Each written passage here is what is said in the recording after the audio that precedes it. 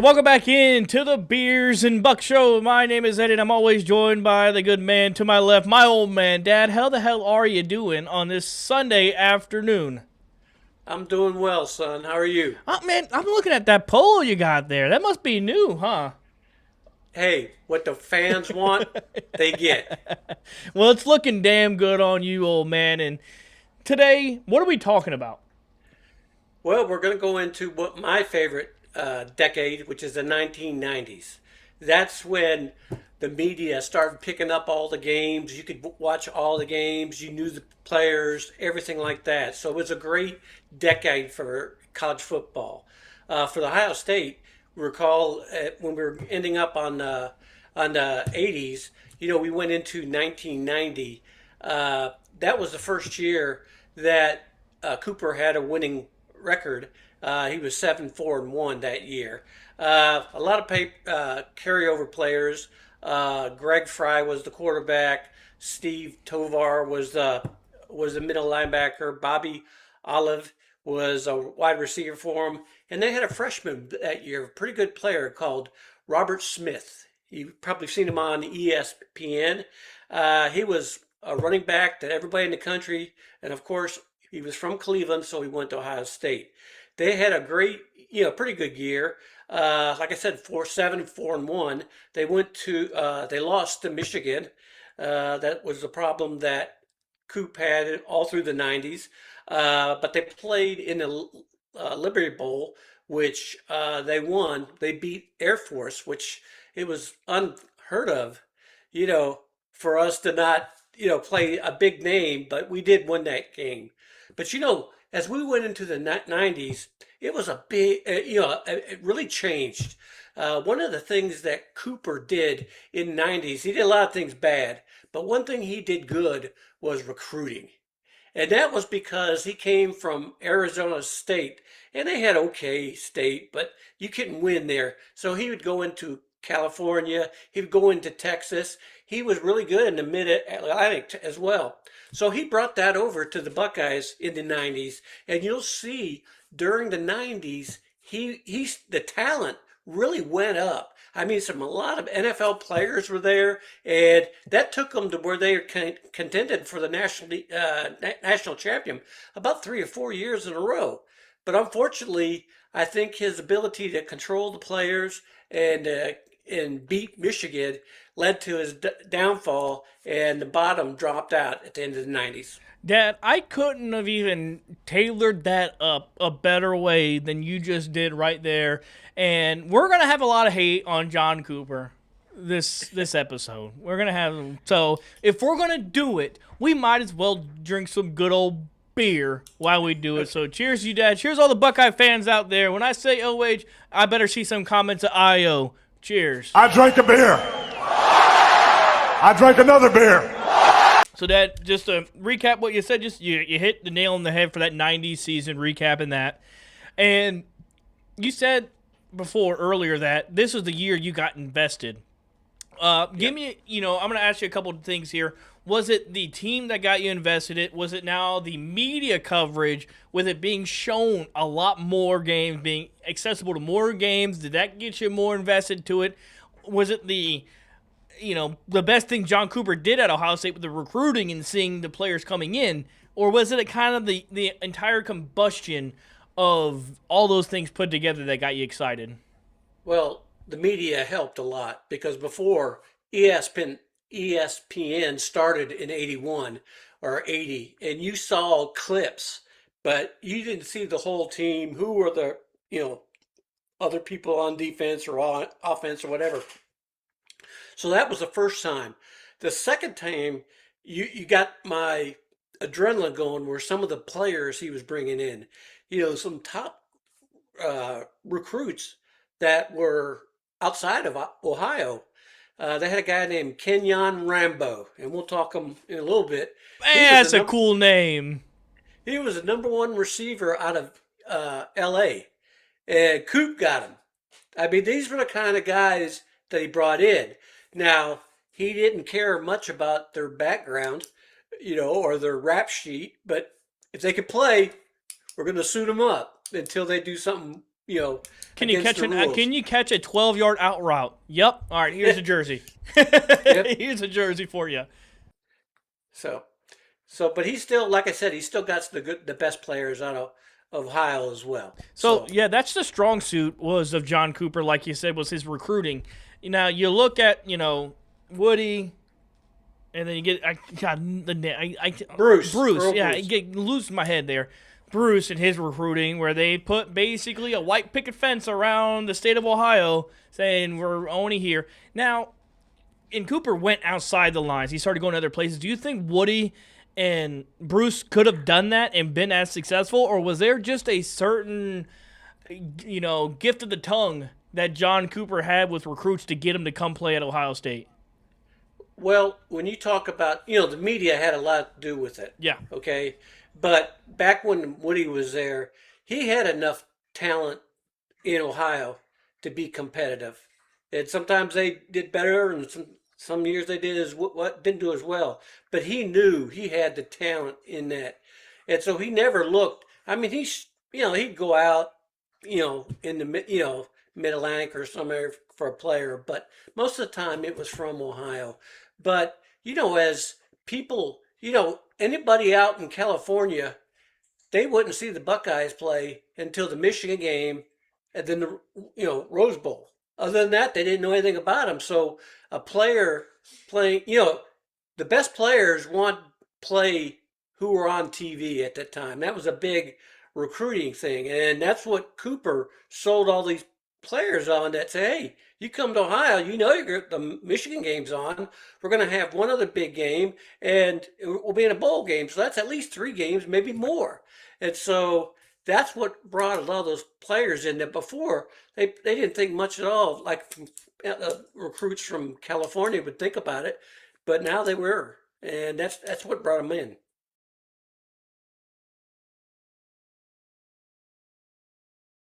So going into this 91 season, Dad, who are the bells of the ball that you were getting excited for? You obviously didn't know what the record was going to be. John Cooper was recruiting well. Who are you getting excited for that's going to lead this Ohio State team to the glory of winning a national championship that you hope for? Well, easily we knew who was going to carry the defense, which is Tovar. And we thought we had Smith, but it turns out he didn't play that in 1991. He had a problem with his offensive coordinator over the summer that the coordinator said, you're spending too much time in class. You need to play a little bit on the football field. Well, they got into an argument, and Smith said, I'm not going to play there if this guy's going to coach. Well, Cooper didn't do anything, so Smith said, well, I'll get a track scholarship. I'll go to school and become a doctor. So Coop didn't do anything, but he lost Smith for that year. But there was another running back coming in, a guy named Carlos Snow. And they had this school in Cincinnati that they brought a lot of athletes in, and they, really tried to get him in the best shape they could. And Carlos Snow was one of those guys that everybody was talking about, throughout the state. So he was coming in, and probably the biggest question coming into the year was who was going to play quarterback. Okay, and they had a transfer come in, and back then in the 90s, if you were a transfer, it meant you were a problem player. You don't know what the problem is, but the reason you're transferring is because you're a problem. Okay, and so Kent Graham came in as the quarterback. Now I don't think he had any really problems at Notre Dame, but he just wanted to get a chance to play, and he came in 1991. So, how well did he play in that 91 season? Well, he was a big guy. He could throw the ball.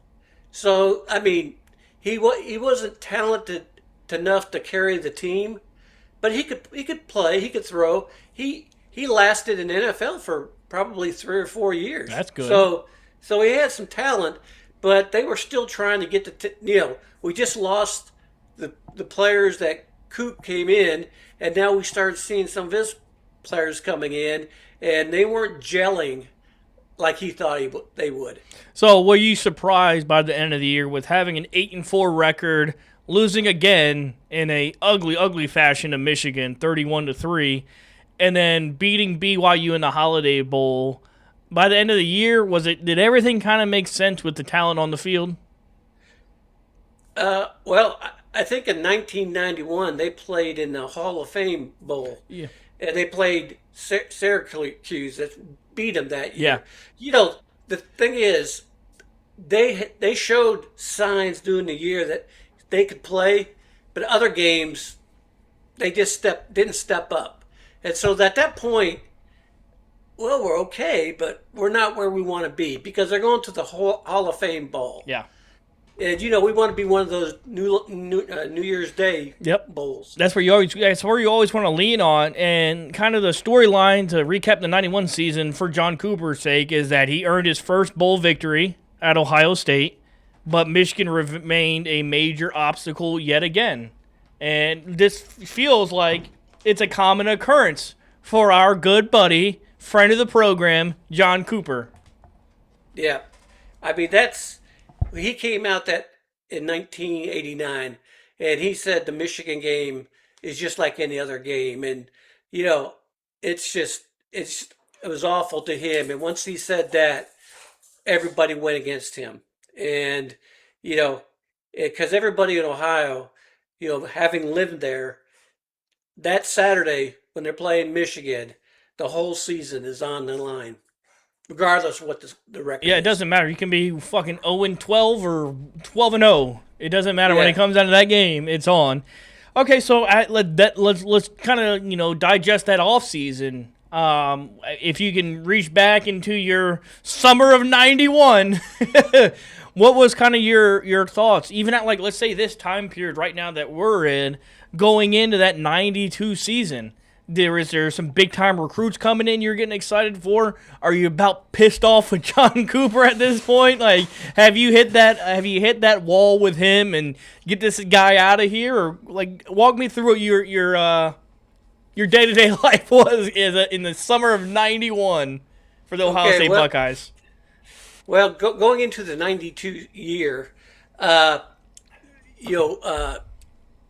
Cooper came to his senses.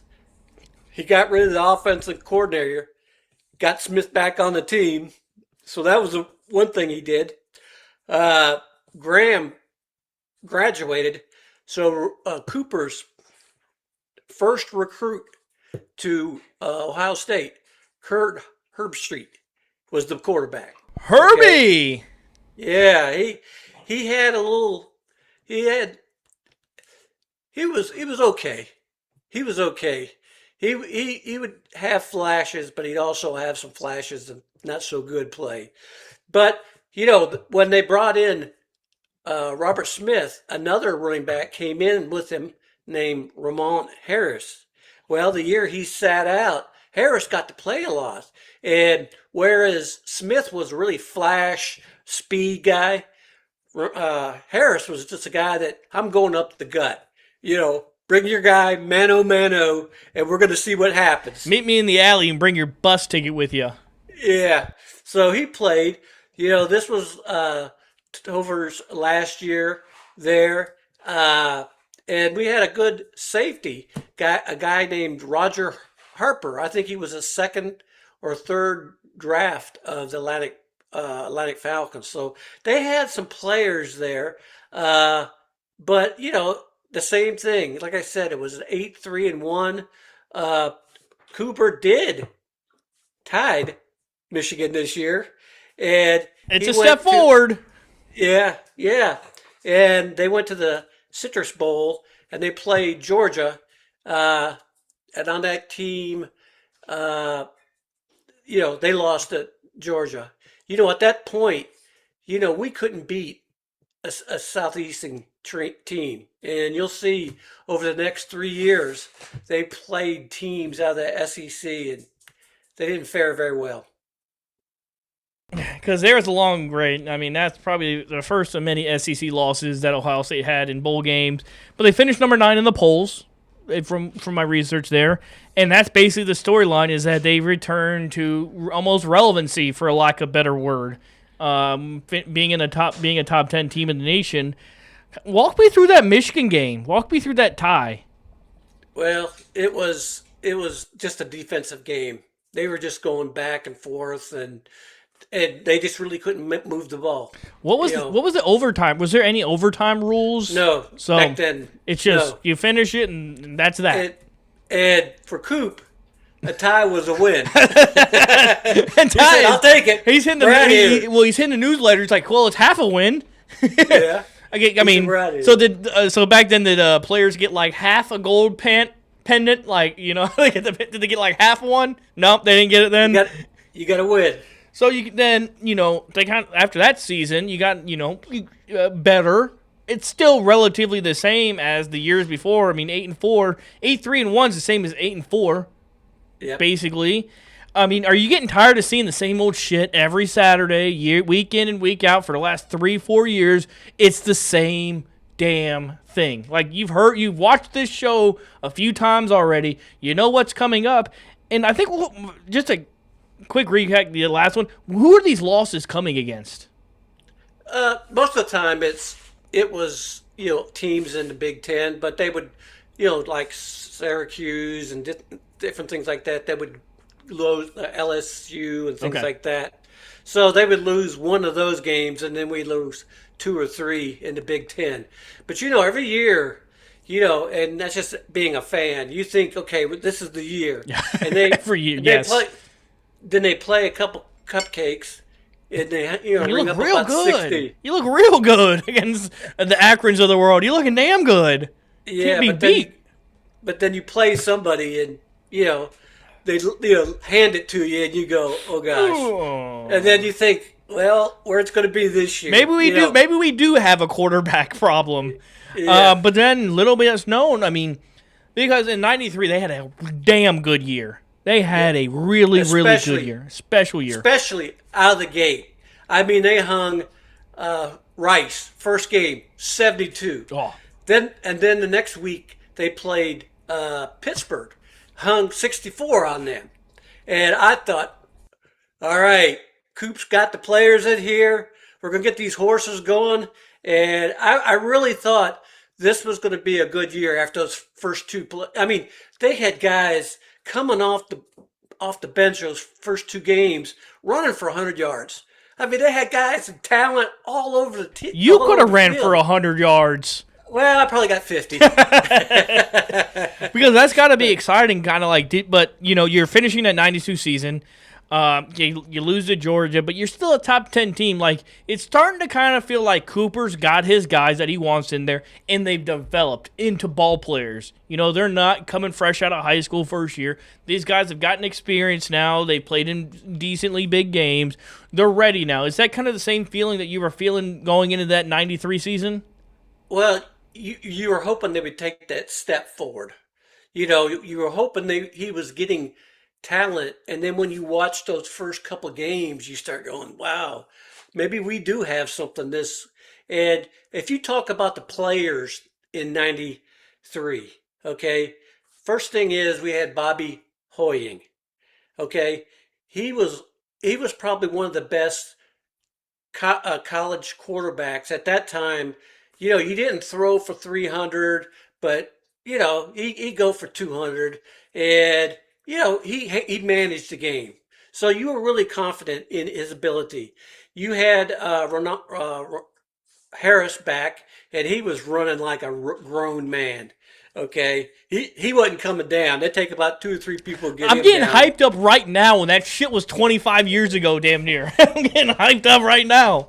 And one of my favorite players ever at Ohio State, Joey Galloway. He hurt his knee the year before. And back when you had an ACL in 92, you had a problem. And Joey wasn't very big, but he was faster than everybody else on the field. And so you were worried about that. Was he? Because if he comes back and he's not fast, you know, he's in a problem. Well, that season he showed he had that knee back, and he was flying out there. And he really went forward on that. One big defensive tackle that they had, Big Daddy Wilkinson. He ended up being the #1 draft pick in the NFL draft. Ba-da-dun, da-da-dun-dun-dun. Yeah. Now, he didn't do very as good as He didn't do NFL. shit. But Well, he played 4 or 5 years, Yeah. but for a but #1 overall pick, I mean. yeah. But he controlled that line of scrimmage in college. I mean, they have to put 2 guys on them. And sometimes they'd have 3, and you'd have to run around them because so many guys are trying to tackle him. And he was just disruptive in there. And they also had a new linebacker. Is a name you might be familiar with. Styles. Not Sonny. Sonny's Papa. Daddy His Styles. dad. Daddy Styles. Yeah. He was a bad man. I mean, he came into that game every game. And he was a lot like IGB from, 2 years ago. Ig Davison Igbinosin. Yeah, he'd walk on that field and he goes, "All right, boys, step it on. We're going." Who wants it? Who wants it with IGB today? Who wants some? Yeah, and so he played like that. And with those players, you started seeing, and one thing, because you look at players now, if you have a good player on your team, good chance they're going to transfer out. Well, at that time, they were there. You knew at least 3 years and maybe 4, and they would come out and they'd play, and you would say, "Man, we got at least 2 more, maybe 3 years out of these guys." And you built after, as you get through the year, when you start having a Cooper record or you have a loss against Michigan, whatever, you start saying, "Okay, we got a quarterback in Bobby. He's going to be back. Who's going to do this? Who's going to do this?" That's when you started to be able to look at your team and say, "This is what we're going to have." Dad, you're getting me so excited. I know disappointment's about to slap us in the face, but I'm all hyped up for this 93 season. Kind of walk me through the cliff notes of this 93 season because it was a good one. Well, we showed that they were making progress. They were getting some big. When you get the #1 pick on your team, you got to have some talent on there. And we saw these guys played, and of course they had a record of 10-1-1. And one of the biggest problems I've got is the tie that we had that year, Wisconsin, and I had to deal with your Uncle Schultz. I'm gonna bring this up to him on Tuesday. I'm talking to him on Tuesday. I'm gonna run this one by him. Send you a little clip of that one. So we tied them, and of course we lost to Michigan game. But overall, like you said, they went to the Holiday Bowl, and I'll never forget that December was when we moved to Florida. So I was watching the Holiday Bowl in Boca Raton.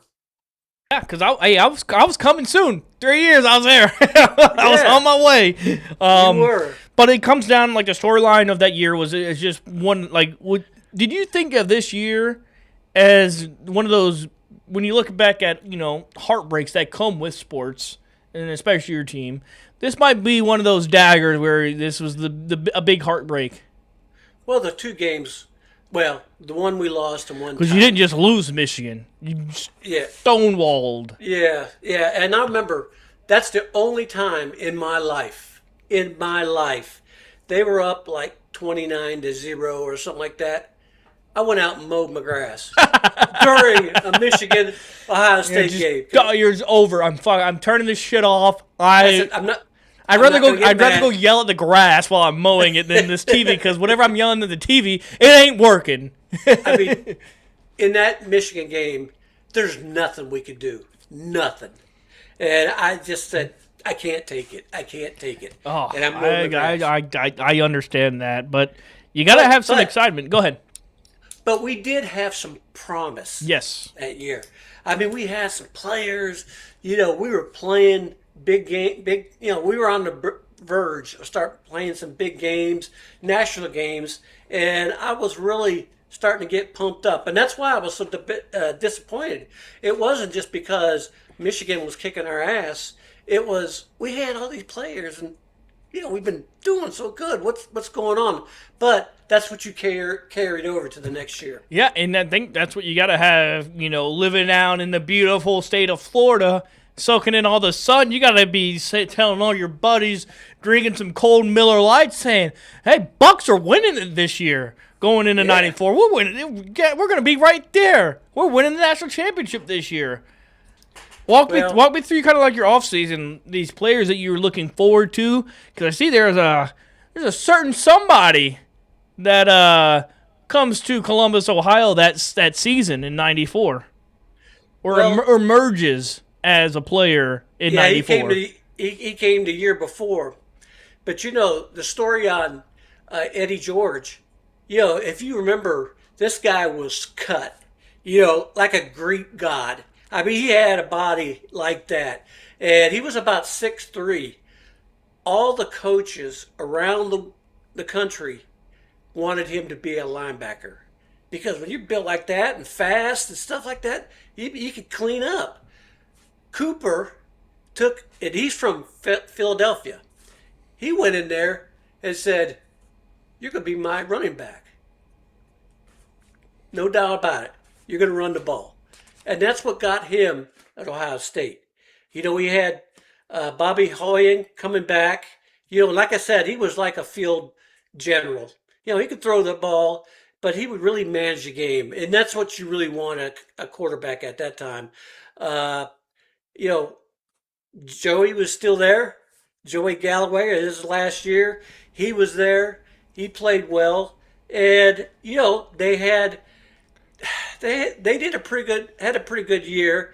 They were 9-4, but they lost to Penn State that year. I think they just did. At that point, that was when Penn State first came into the Big Ten, and we had trouble beating them before, and of course, that happened here as well.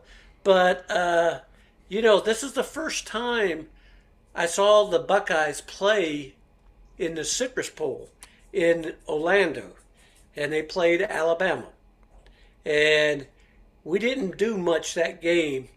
We lost by a touchdown, but some guy named Sherwin something for Alabama, he ran for about 200, but Sherwin Williams, and we ended up losing by a touchdown. But we had a long pass in that game from Hoy to Joey, and he showed he still had the speed. Well, and that's good, but like I'm a big Eddie George stan. When just for you to know what stan means, that's big fan of Mr. Eddie George, because you're right, he's built like a brick shithouse. I mean, he's just broad shoulders. He could move. He could dance like a ballerina. He loved doing that in the NFL. But he could just move so gracefully. Yeah. But he was also ready to punch you in the mouth as well. That made him so special. Now, because it said like in that year he emerged as one of the best running backs in the league. Talk to me about Eddie George and what really like separated him from the other good backs in 94. Well, because of his height, okay, and the build he had the power behind him that you couldn't arm tackle him. That ain't going to happen.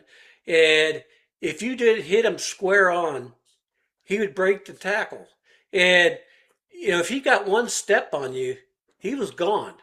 It was unbelievable. And that year, they beat Michigan for the first time in Cooper's career, that he beat Michigan. And, and Eddie had a great game that year, and he played well. I think he scored at least one, if not two touchdowns. And, it was a big win. And that really teed up the 1995. They got over the hump with the Michigan. They got Eddie now. That got everybody all excited. You had some other guys coming in. Some of the guys on the offense were coming back. And you thought, man, we got this. We're doing the right thing here. What was it? Was the Michigan game the highlight for you that year, or was there any part? What part of the '94 year was your highlight of that season? Well, it was Michigan. I mean, I was in Florida. Uh, bunch of well, a bunch of friends that I made and were all Michigan people, and we had them over to the house. And they were Got him. goofing, and we put it on them that game. I don't know what I think they just said. Coop, just go sit on the bench. Let us just play. All right, Dad. So we got some good measures. We got a good feeling. We got the warm and fuzzy coming out of the '94 season. Eddie George is looking damn good. We're getting excited about him. Joey Galloway was looking good going into the '94-'95 season. You gotta be real excited because you got a horse in Eddie George, and it feels like everything's starting to come together. Break down that off season, how you were feeling going into this year. Who was coming into the organization that you were getting excited about? Tell me it all. Tell me everything.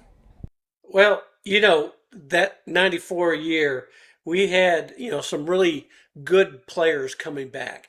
And you started thinking about, what Cooper was doing and what players he was going to bring in. And in 95, you saw talent that the team had that was equal to what anybody else had in the country that year. And they started off a really strong year, and you thought, man, we might have something here. So walk me kind of through the season. Their end record was 11-2, right? From my research here. As this year was going on, because Eddie George, he won the Heisman Trophy. Was Eddie George winning the Heisman Trophy? Was that an absolute guarantee? Like, no doubt about it, he was winning the Heisman Trophy? That was it. It was his to lose going into that year. And the way he played that year, no one could even touch him. Early on in the year, they had a couple cupcakes, and then they played Notre Dame. Okay? They played them at the shoe, and they just, you saw the weapons they had in that game. They had Joey went to the NFL, but they had this walk-on. This guy had a little troubled background. Guy named Terry Glenn. All right? Oh, no, Terry Glenn. Yeah, and he came on, and he was starting making catches all over the field. And, you never even heard about this guy because he got thrown off the team a couple times and things like that. But he was playing really good. You had Hoyen back, which, that he had that down. I mean, you knew how he was going to play. You had one of the basketball players, Ricky Dudley. He ran out of basketball eligibility, but he had 1 year left. So he decided to play tight end. Why not? And he played at an All-American level. So he was there, and they had this left tackle. His name was Pace. Orlando? Yeah. Mm-hmm. And that's when they started coming up with the statistic pancakes. Because when he would block you, he wouldn't just block you. He'd take you about 10 yards down the line and then bury you. And that's when they started going with that, that hard-nosed, down-the-field running style. And, that there's nothing excites me more than a good run game. So let's drink some beer for a good run game. Cheers to you. Cheers to Eddie George, Heisman Trophy winner, and Hall of Famer Orlando Pace. Cheers to you guys. Well, that was the 95 season. And, they played a bowl game in 1996. And there was another Eddie that was born in 1996. Now, you're named after your grandfather. But I had some Eddie George influence. That helped to pull it all the way over that he was part of that. But that really, they were throwing the ball. When Dudley, he was built like Eddie. He was the enforcer on the basketball. Who was? Ricky Dudley. Ricky Dudley. Out of that group, Eddie George was a first-round draft. Terry Glenn was a draft. And Dudley was a first round draft. You gotta love the first round draft picks, especially when you can put pen to paper on those things. I mean, it's looking good for their contracts, you know? Yeah, so I mean, it's looking good, and they were playing outstanding. I mean, every week they'd go in these games like the Notre Dame. We hadn't played Notre Dame in years, and they came into the shoe, and you know, Eddie just busted the game open, and then they went up top to Terry, and it just opened the game, and we just blew them out. And so, when we beat Notre Dame, I started thinking, maybe we got something here, and they went through the whole gamut until the end of the game, end of the season game. That's when it got a little ugly. But I want to hit more on those Eddie George Heisman Trophy race. Who was he competing with? Gosh, I can't even remember because it wasn't even close. It wasn't even close. By mid-season, he would have to get hurt. So if he just So Keith Byers walked so Eddie George could run. Yeah. Well, he broke his foot the next year, but Eddie, he was against Wisconsin. He ran for 300, and that was probably mid-season when he ran for at that time it was a record 307 or something like that. I mean, he had it. At that time. All he had to do was play. In my notes brought to you by ChatGPT, which can always be wrong. I have a loss to Michigan 31-23. Is that correct? That's correct. And a Tim Biabudabuka ran for Timbuktu. Timbuktu ran for 3-1-3. Yeah, that was probably the biggest disappointment that I had with a Michigan game up to that point. We had Eddie George, all these weapons, and we thought, man, we're gonna roll on these guys. But then this guy named Timbuktu, it was Tim Bayakuma or something like that. Michigan had a lot of running backs with a lot of names. Okay, we're in North Carolina, aren't we? Yeah, we are. The local team had I think it was about the 6th or 7th draft pick. They had the reigning Heisman Trophy guy out there. And I thought, man, we're going to get Eddie here and the Panthers, and it's going to be awesome. You know who they picked? Tim Biabudabuka. They sure did. He lasted about a half of a year, tore his knee up, played about 1 or 2 more years, had probably 2 good years, and then he was gone. Okay? And then you saw the career Eddie George had. It was pretty decent. He had a pretty decent year, a little time with Tennessee there. And from my thing here, they lost in the Citrus Bowl again. Let me talk about. Go ahead, do your thing. All you. Well, in 1996. Oh, I'm sorry. We're at 95. Yeah, we're still at 95. Yep. 95. I went to the Citrus Bowl. Okay. Again, second time. Look at you. You're a back-to-back attendee.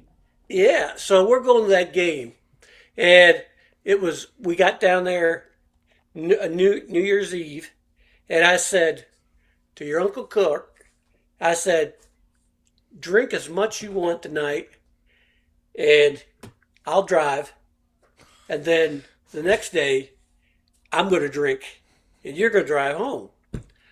So I think, man, I got this. So we ran into your Uncle Joe, and he's doing all this stuff, and I'm going, no, I got to drive home.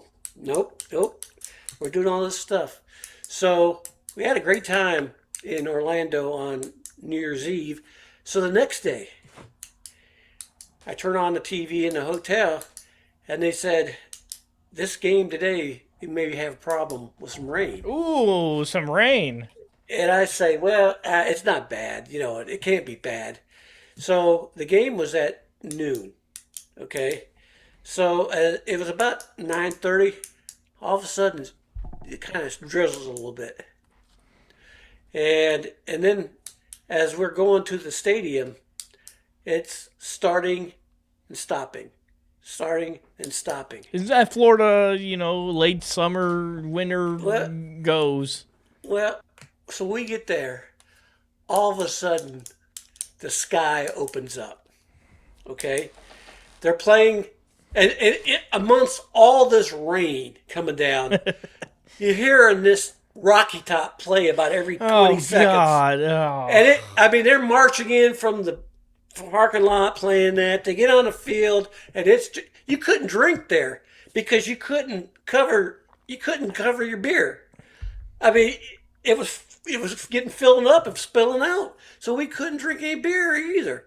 And so, it's filling up with rain, or like yeah, you put it under your thing and you spill it all over yourself, stuff like that. So the quarterback, you couldn't drink any. That's the main problem. You couldn't drink any beer. Well, that was the problem. But Peyton Manning was the quarterback. Yep. And we scored a touchdown, and then in the second half, towards the end, they scored a touchdown. So we went in at 7-7, and it's just pouring. It's pouring. It's where the water runs down the steps. Oh yeah, it's just a flood. You could see it's just pulling onto the field.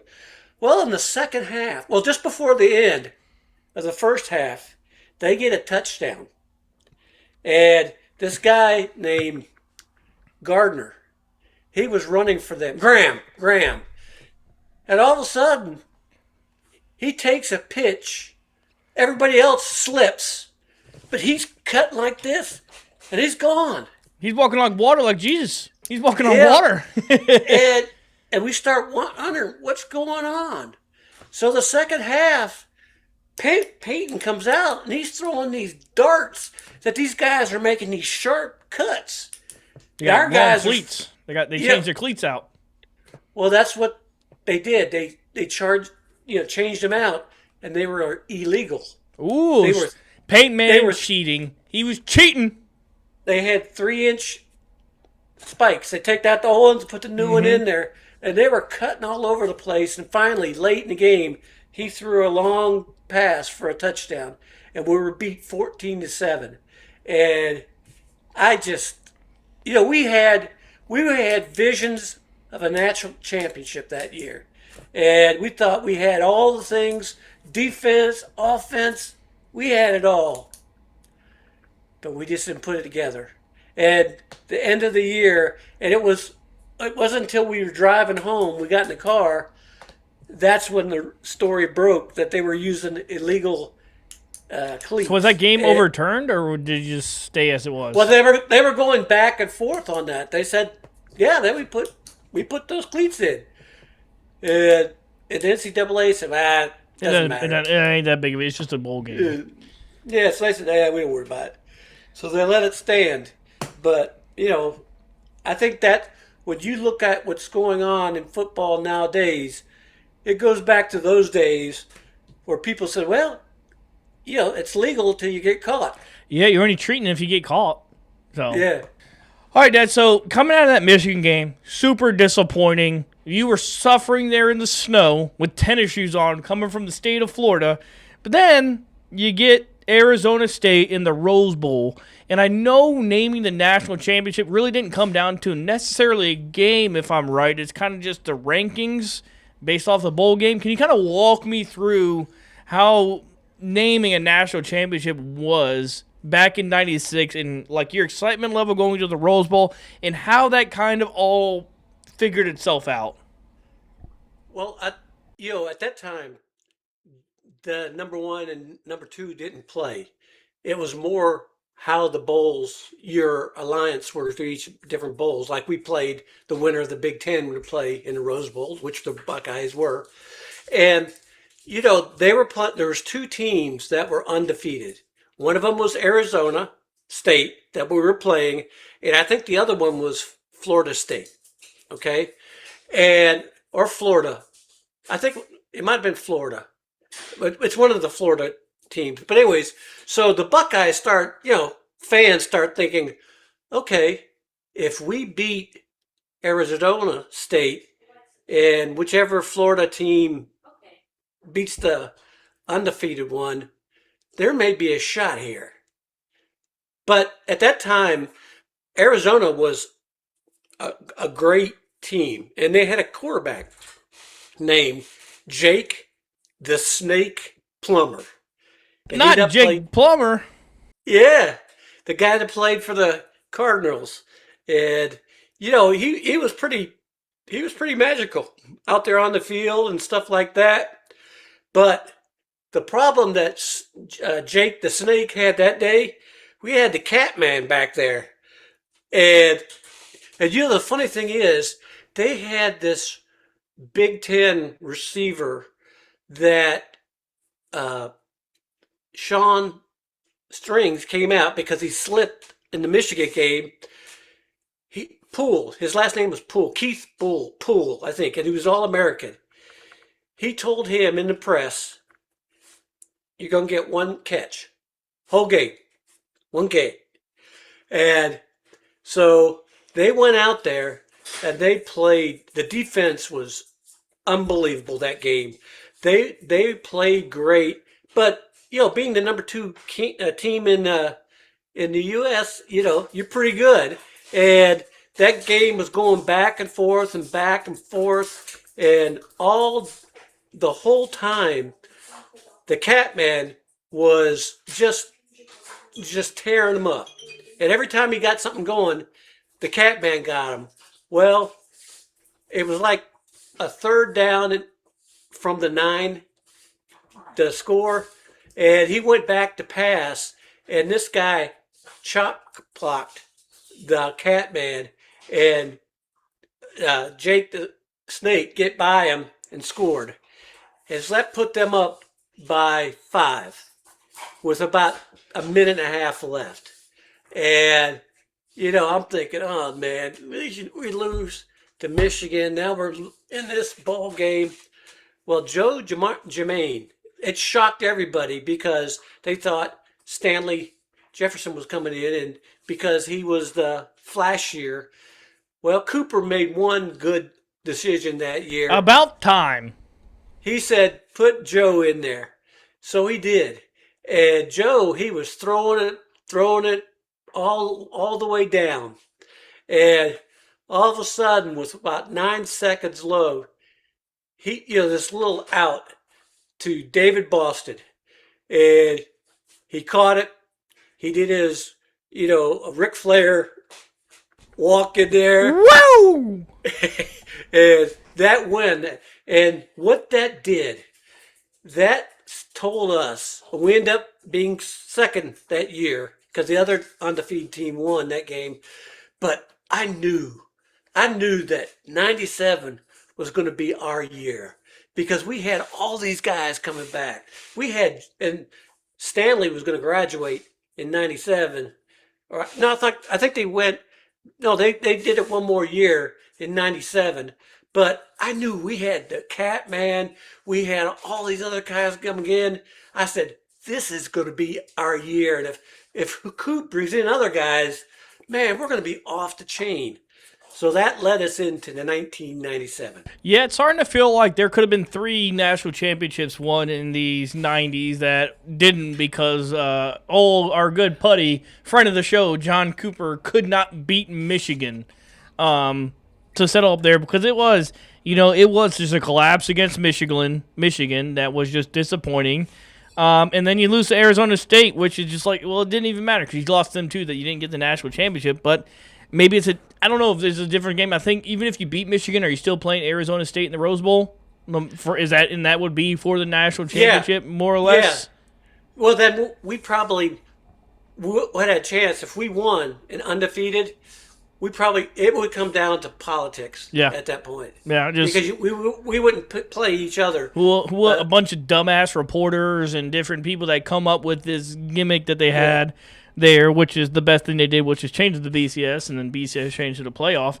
But then you got to be super excited because Joe, like you said, the best move John Cooper made was Joe Jermaine being the guy, and in this 97 season became one of the better quarterbacks in college football. Well, I jumped myself in '97, he was still, him and Yeah. Stanley were going back and forth, and that really created a lot of problems in that '97 year. Because same deal. You have two quarterbacks, you got none. Yeah, and that's what you know. So do you change or not? Do you put him in there or not? And the losses we had in '97, I forget who in the regular season we lost to, but of course we lost to Michigan, and then we went out to the Sugar Bowl to play Florida State. Yeah, 97, yep. And they beat the hell out of us. 31-14, I think that's the score. And it wasn't even that close. I mean, Joe Germain, and by that time he became he became like a one of the nation's best top quarterbacks. Well, that night he was a punching bag. Yeah. I mean, he was beat up. I mean, he had I don't think the offensive line even showed up that game because they were on him so quickly, and that was just schooled us. You probably had a better time changing up my diapers than watching that game. Well, I did that till you're about 9. Give me the just to get a little speed run here. Give me the what are the highlights of that 97 season? Well, I mean, through the year, I think we lost to Penn State that year. And, that it was because that's the year Penn State won the national championship. So they had KJ, what was the guy's name? Carter. And he was unbelievable running back for Penn State, and he was the number 1 pick by the Cincinnati Bengals. Bungholes. And final, I think it was the first game, he tore his knee up, and he never did anything. Stinks. But that year, he was really good, and we lost to Penn State. Of course, we lost to Michigan, and we lost to Florida State. But I mean, all the guys, we had the quarterbacks, we had Pebby Pearson again, Boston. Another was loaded there. roster that just couldn't get past Michigan. Cattens Moyer, one of my favorite Buckeyes of all time, Antoine Winfield, Oh, yeah. all 5'9", 180. He was the MVP of the team that year. He had more tackles than the Catman. Yeah, and be on the lookout because here in the next few short weeks, we'll be having a great little episode where the old man gets to go in on his top 5 players that performed out of this world when nobody even knew who they were, and Antonio Winfield is one of those guys. But it just seems like it's a broken record with John Cooper. Right. It's a broken record. You got all this talent, all this NFL talent that soon would be, but you didn't win anything. And it's getting to the point where we're getting into this 98 year where it's got to be the heads at Ohio State, like the head athletic director, all the boosters. They're like, all right, John, we love you. We love you. You're a good old pal. You're a good friend. You're a good guy. You need to start winning national championships. Because we are in a drought. It's been almost 30 years since we've won one, or 20 years at this point. 20 years since we've even won one, let alone anything outside of that. We need to bring glory back to the shoe. And he's coming down to these last few years, and he's got a good one coming up in 98. Yeah. Well, first of all, it was 30 years. Yeah. So I know you're struggling a little bit. Math is not my friend. It's not my friend.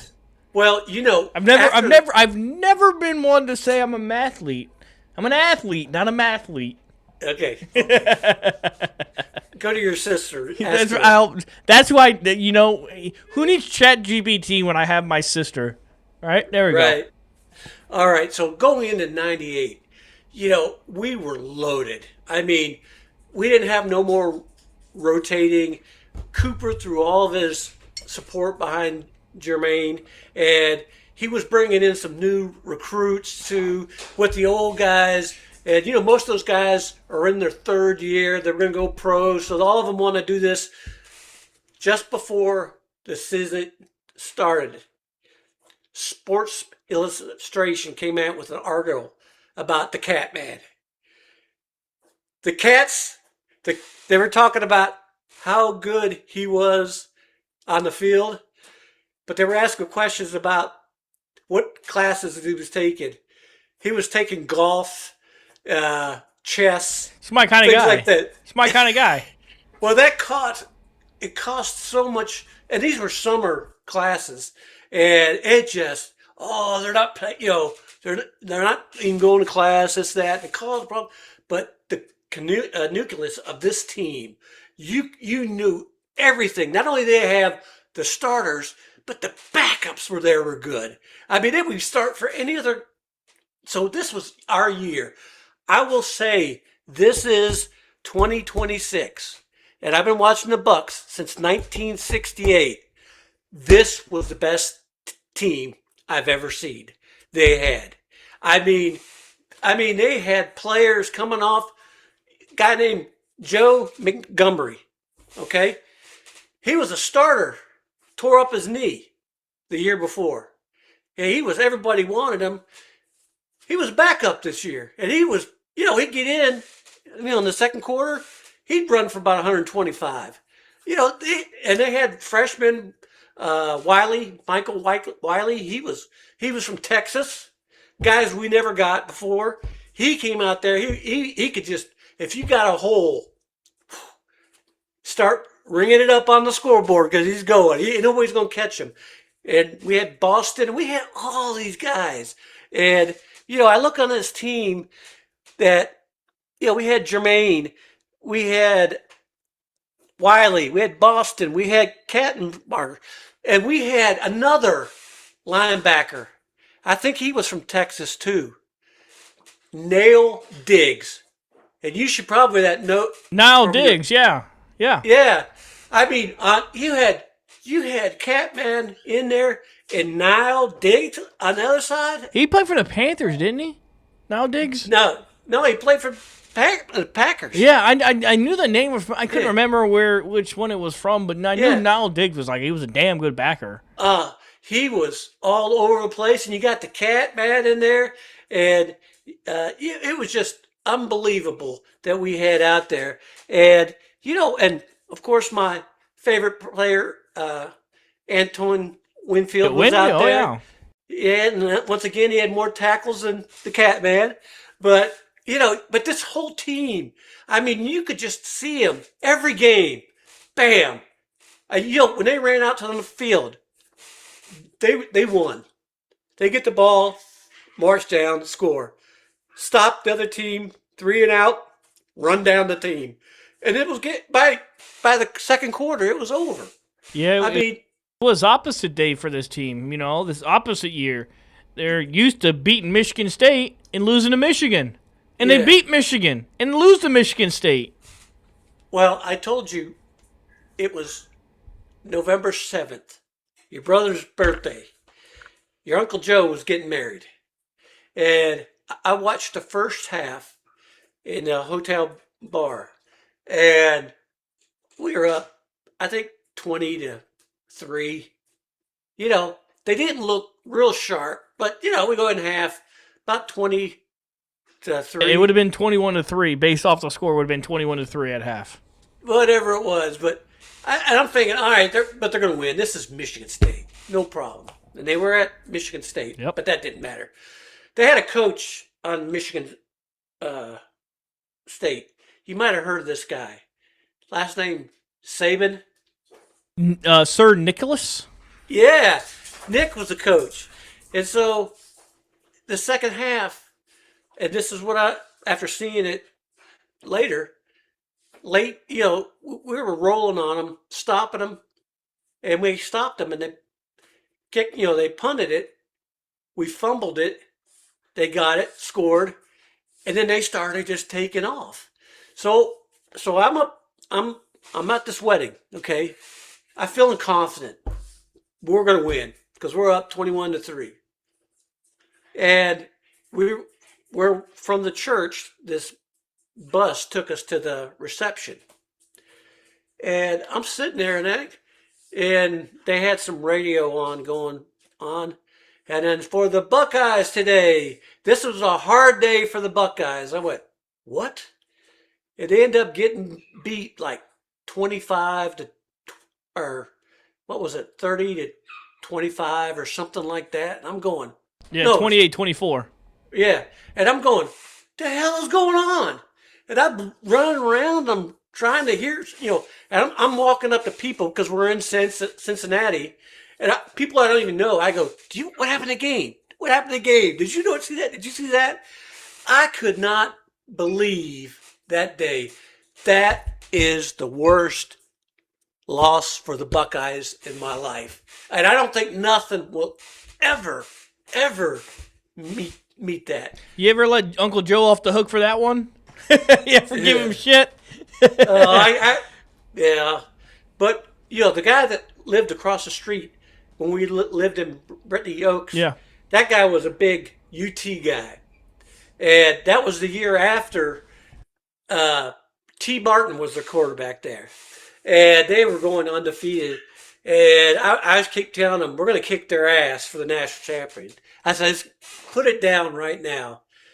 And when I came back, when we lost that game, he felt so bad for me, and he really was. And we went and drank some beer and stuff like that. He said, I can't believe you guys lost that. And he said, are you worried about this game? I said, we're going to kill them. We're going to kill Michigan.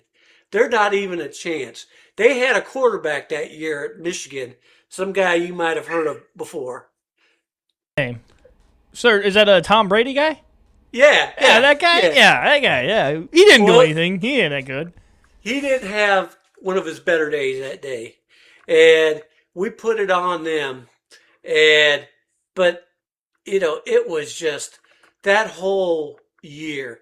And I think Tennessee played maybe Nebraska for the national championship. Sounds about right.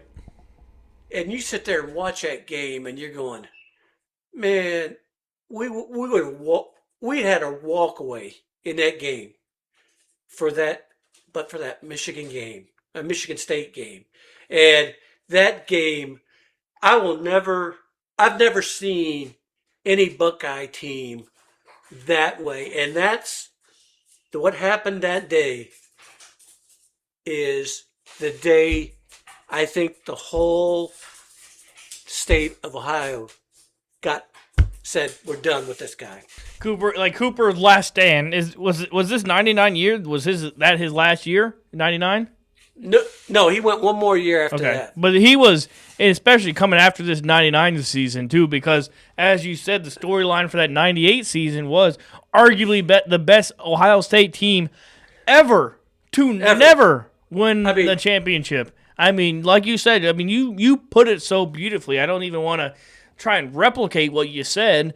It's just as true in fact. It is a fact that is the best team to get just screwed over, whether it was whatever it was, bad coaching in the second half, which what it sounds like comparatively. Because you didn't. I'm sure you saw the game like later days after that wedding. Was it just like bad coaching in the second half, or like? Well, it was all the coaching, and at that point, you needed Cooper to stand up. Yep. And he didn't. Didn't stand up. They played at Texas A&M in the Sugar Bowl, and the Ohio State played about half-assed and won by about 30. Yeah, they beat the hell out of Texas A&M. They beat the hell out of Michigan, and it was just disappointing, man. Because you know what the thing is? It's like for a few years there in the late teens, 20 teens, like the 2010 teens, it was always like some loss to some, like a Purdue or, again, another Michigan State. I bet that Michigan, we'll get into it later as we go through the 2000s and the 2010s and up till now. But that felt like maybe the start of a bunch of foreshadowing bullshit that came in years past. But that game hit you hard because this is bread, meat, butter. Like, this is easy. There's a spot in my heart that it's dark and it hurts. And every time I bring that up, just like right now, I feel Feel the pain. sadness. I feel it. I can feel it because that was the year. Up to that point, I never had. At the same time, I'd gone through the same thing with the Browns and not getting the Super Bowl. And I get here, and I said, "It's never going to happen, Mike." The Tribe was playing good in the '90s. Nah, it ain't going to happen. And I'm going. I'm never going to win a championship in my lifetime. And I thought, that year I said, we're too good. Even when we play bad, we're better than 95% of the.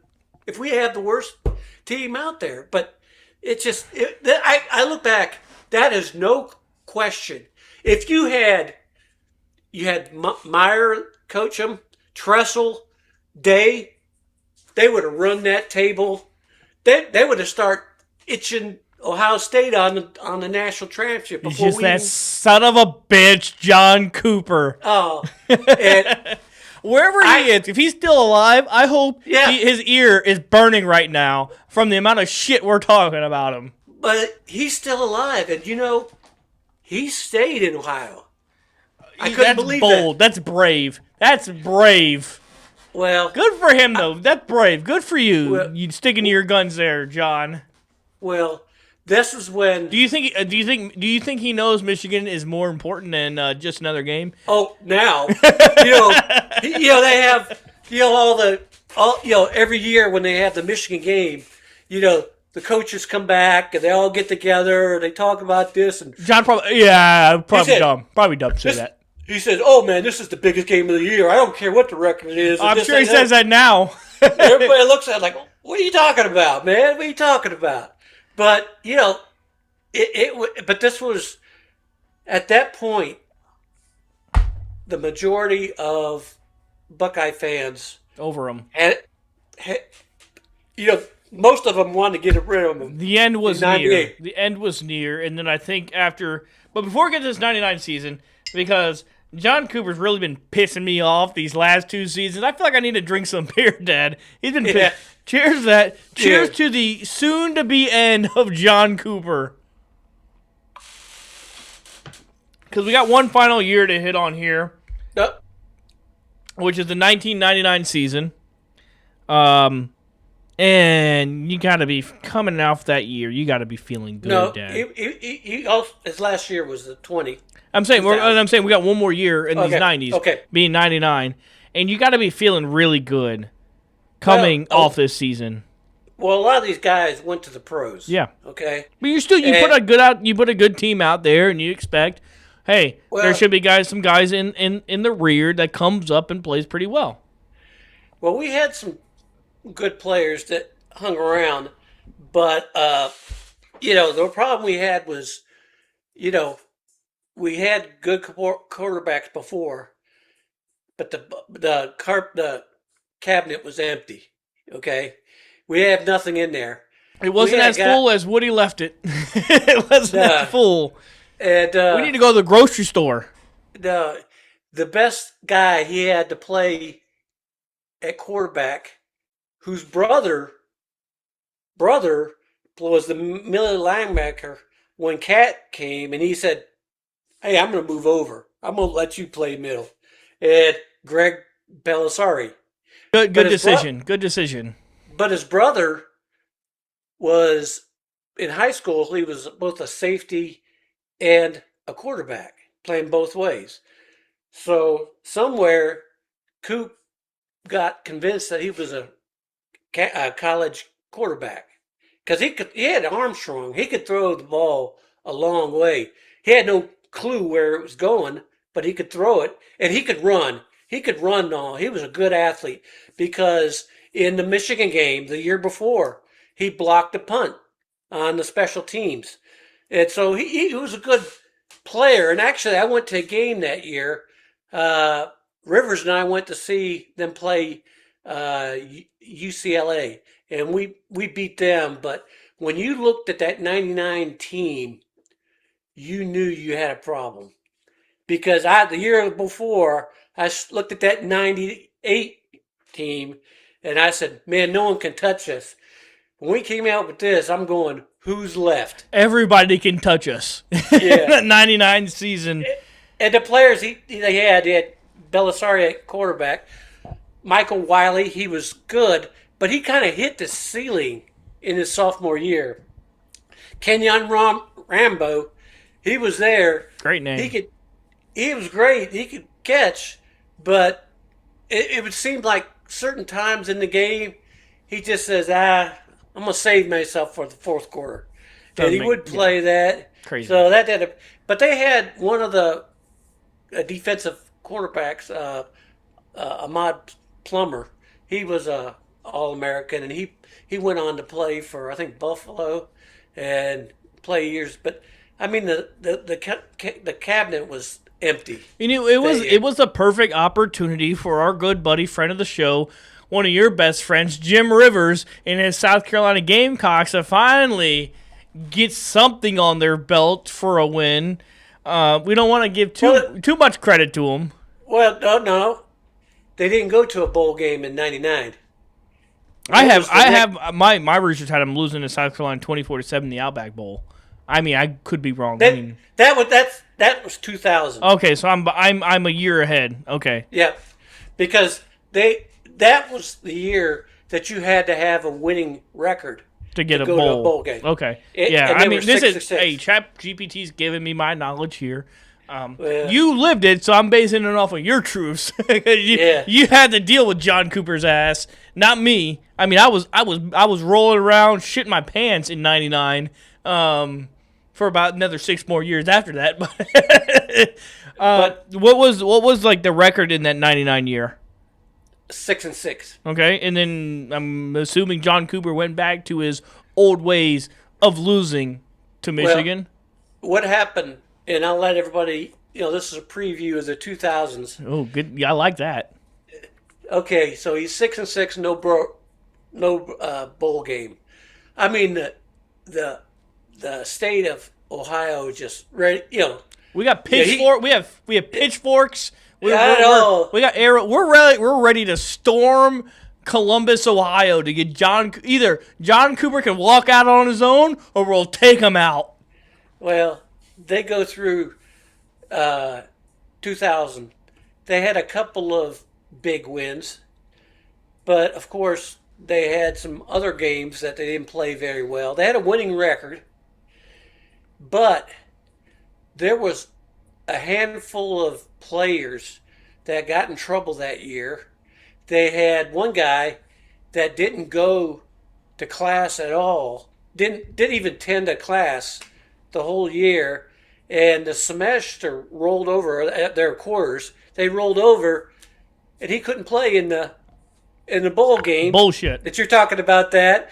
And on the way over there, they had 2 offensive linemen got into a fight that really divided the team. And I mean, the wheels were falling off the truck. We had problems. And we went down there. The team GPA was about like yours, by 1.2. That's acceptable. And it was so much trouble that's when they asked Cooper to step down. So just to kind of put the bow on this entire decade, what is a few sentences, words that you want to hang on to describe the 1990s to 2000s? Well, Cooper was not a good coach, okay, but he was a recruiter, and he took us outside of Ohio, and he took us across the country, and we got some really good players. Some of these folks that we talked about today are award winners. They won all the awards across the board, and they did a lot, but they had teams that could have won the national championship, especially '98. If they didn't lose that Michigan State game, yep, it would have been easy. That's a national championship team right there. So, as a Buckeye fan, Cooper brought us to the level couldn't get you over we though. wanted to be. but he couldn't do it, and we didn't know how to do it. And then, like I said, the last couple of years, he's tailing off. He had, I mean, you could just people yell at him all the games, and he was getting all this stuff going on. So actually, I felt good for him when he stepped down because he couldn't survive. That. And what's so good now is just to kind of wrap up this. I mean, absolutely, Dad.